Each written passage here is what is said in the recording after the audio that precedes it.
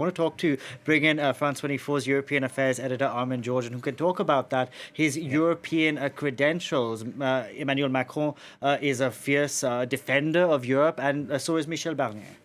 Yeah, and they were in close touch, actually, during the Brexit negotiations. They texted each other a lot, and it's pretty obvious, I think, that Macron appreciated how Barnier handled the British attempts to split the Europeans during the negotiations, because of course the British were trying to open separate lines of communication with the European Commission, with the Germans, and so forth. And so, in a sense, Barnier really kept all that together. That's of course something that Macron appreciated. So even though Barnier has said some things about Emmanuel Macron that are not particularly not very flattering. The fact is, Macron must, trust him enough from having known him for a long time, of course, and particularly during this period of Brexit talks, that Barnier really kept on track for several years. I mean, considering that his name was not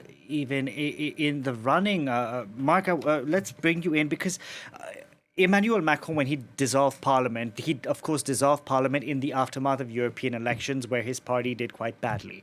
And then he said he wanted a government that was reflective of the mood at the time. Then we had the snap parliamentary vote. We all know the outcome of that vote. And now he goes and picks somebody from the right.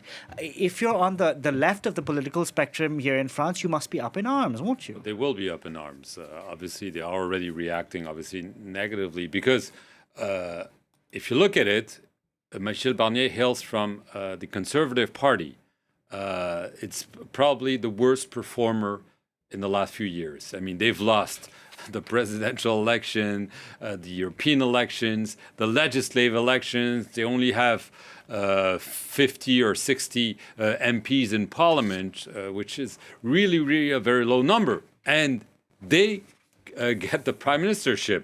Well, yes, but it's a reflection of how fractured the new French political scene is. And Emmanuel Macron basically had a choice between center-left and center-right.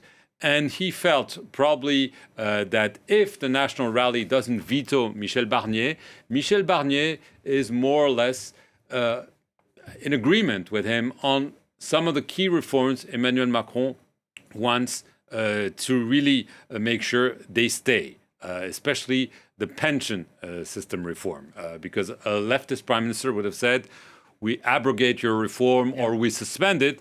Michel Barnier will not do so because, as is traditional for the Conservatives, he wants actually to push the retirement age, even said previously to 65, now it's 64, so there won't be a problem with Emmanuel Macron. Europe, obviously, there'll be no clouds on the horizon. The big question is what will he do in terms of the budget?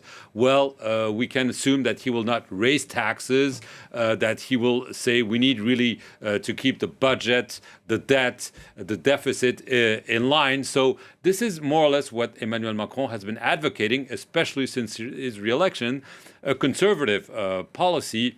The big question will be how they will behave vis-a-vis one another.